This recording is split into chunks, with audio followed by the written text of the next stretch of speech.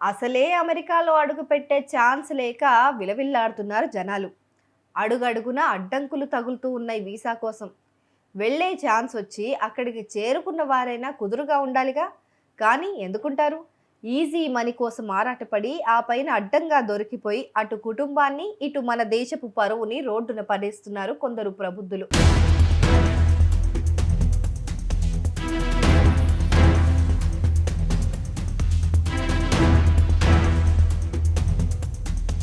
రీసెంట్గా న్యూయార్క్లో రామ్భాయ్ పటేల్ అనే ఇండియన్ అమెరికాలో దోపిడీలు చేయించి వీసా మోసాలకు పాల్పడి ఇప్పుడు జైలు పాలయ్యాడు. 20 నెలల జైలు శిక్ష అనుభవించాలి ఇప్పుడు అతను. శిక్ష పూర్తయిన తర్వాత కూడా అతన్ని అక్కడే ఉంచుకోరు, దేశం నుంచి వెలివేస్తారు, బహిష్కరిస్తారు. ఇక జన్మలో అమెరికా వెళ్ళలేడుగా. 37 ఏళ్ల ఈ రామ్భాయ్ పటేల్ ఫేక్ దొంగతనాలు క్రియేట్ చేసి ఆ దొంగతనం బాధితులకు వీసాలు ఇప్పించేవాడు. ఆ కస్టమర్ల దగ్గర నుంచి $8,50,000 సంపాదించుకున్నాడు. అయితే ఇప్పుడు అరెస్ట్ అయ్యాడు కాబట్టి ఇన్ని రోజులు సంపాదించిన మొత్తాన్ని కూడా ప్రభుత్వానికి తిరిగి ఇచ్చేయాలని కోర్టు అయితే ఆదేశించింది. మే 2025లో రామ్భాయ్ పటేల్ తాను వీసా మోసానికి కుట్ర పన్నినట్లు కూడా ఒప్పుకున్నాడు.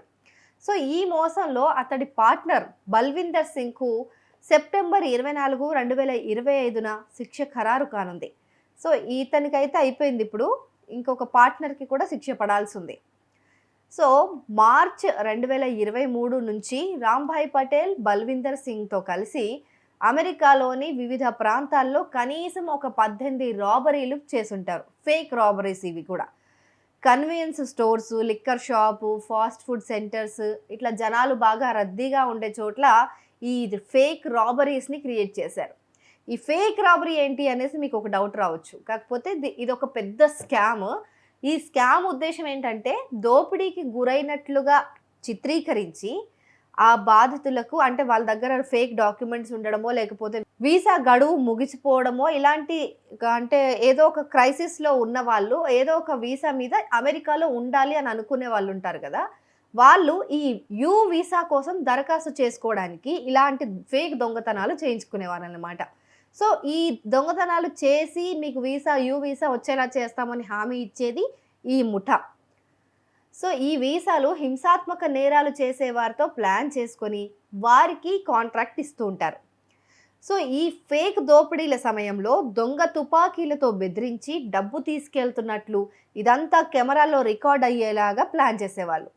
సో బాధితులు కొన్ని నిమిషాలు అక్కడక్కడ వెతుకుతున్నట్టుగా యాక్టింగ్ చేసి తర్వాత వెళ్ళి పోలీసులకు ఫిర్యాదు చేసేవారు.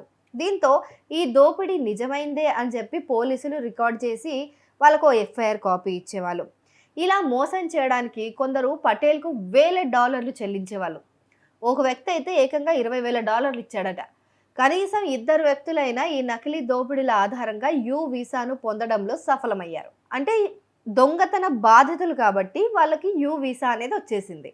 ఈ FBI, USCIS ఇంకా ఇతర పోలీస్ విభాగాలన్నీ కూడా సంయుక్తంగా ఈ కేసును దర్యాప్తు చేసి ఈ మోసాన్ని బయటపెట్టారు. మరి ఇంత మోసం చేసి ఆ యూ వీసాని పొందితే ఏమొస్తుంది అని అనుకుంటున్నారా? అది తెలియాలంటే ముందుగా మనకి యూ వీసా అంటే ఏంటో తెలియాలి కదా. యూ వీసా అంటే ఇది ఒక నాన్ ఇమిగ్రెంట్ స్టేటస్ లేదా యూ వీసా అంటారు దీన్ని. ఇది అమెరికాలో కొన్ని ప్రత్యేకమైన నేరాలకు బాధితులుగా ఉన్న వాళ్ళకి, అంటే ఎవరైతే విక్టిమ్స్ ఉంటారో వాళ్ళకి ఇచ్చే ఒక వీసా ఇది. సో ఈ వీసా పొందిన వారు తాత్కాలికంగా అమెరికాలో నివసించవచ్చు, పని కూడా చేసుకోవచ్చు.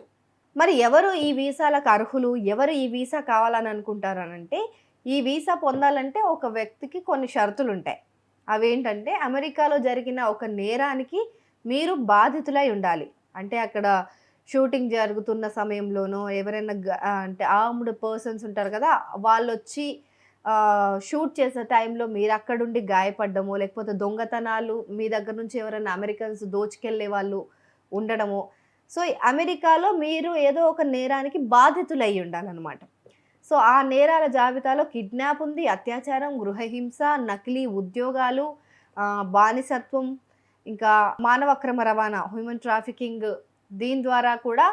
సో ఈ కేసుల్లో మీరు కనుక విక్టిమ్స్ అయితే ఈ రకాల దాడులు, ఈ నేరాలు ఇవన్నీ కూడా మీరు దాంట్లో విక్టిమ్స్ అయితే, మీరు ఏదైనా అసాల్ట్కి గురైతే మీకు యూ వీసా వచ్చేస్తుంది అనమాట మీరు అప్లై చేసుకుంటే. సో నేను దీని ద్వారా నేను నష్టపోయాను కాబట్టి నాకు ఇక్కడ కొన్ని రోజులు ఉండి పని చేసుకోవడానికి నాకు పర్మిషన్ ఇవ్వండి అని చెప్పి అధికారులను మీరు అడగొచ్చు. మీరు ఆ నేరం వల్ల గనక శారీరకంగా లేదా మానసికంగా తీవ్రంగా గాయపడి ఉన్నారనుకోండి, అప్పుడు కూడా మీరు అప్లై చేసుకోవచ్చు. ఇక మీరు పోలీసులకు లేదా చట్టం అమలు చేసే ఏజెన్సీలకు గనక నేరం గురించి చెప్పి దర్యాప్తుకు పూర్తిగా మీరు సహకరిస్తే అప్పుడు ఈ వీసా అనేది అప్రూవ్ అవుతుంది. మీరు అమెరికాలో నేరం జరిగినప్పుడు అక్కడే ఉండాలన్నమాట. దీనికి మేజర్ రూల్ అయితే అది. సో ఆ స్పాట్లో మీరున్నారు, మీరు దానివల్ల నష్టపోయారు ఒక నేరం జరగడం వల్ల. సో అమెరికా ప్రభుత్వం బాధ్యత తీసుకుంటుంది. సో మా దేశంలో పాపం వాళ్ళు నష్టపోయారు, బాధితులయ్యారు అని చెప్పి జాలితో ఇచ్చే వీసా ఒక యూ వీసా అనమాట. సో అదొక కన్సర్న్డ్ వీసా. సో ఈ యూ వీసా ఉన్న వ్యక్తికి అమెరికాలో ఉండటానికి, పని చేయడానికి పర్మిషన్ ఉంటుంది, ఫుల్ గ్రాంటెడ్ ఉంటుంది. ఇంకా వాళ్ళు తమ కుటుంబ సభ్యులను అంటే పిల్లలు, తన స్పౌసెస్ లేదా కొన్ని సందర్భాల్లో తల్లిదండ్రులు లేదా సిబ్లింగ్స్ ఎవరైనా ఉంటే కూడా అమెరికాకు వాళ్ళని తీసుకురావచ్చు ఈ యూ వీసా మీద. ఇక 3 సంవత్సరాల పాటు ఈ యూ వీసాతో ఉన్న తర్వాత ఒక వ్యక్తి గ్రీన్ కార్డ్ అంటే అక్కడ పర్మనెంట్ రెసిడెన్సీని సొంతం చేసుకోవచ్చు, అప్లై చేసుకోవచ్చు కూడా.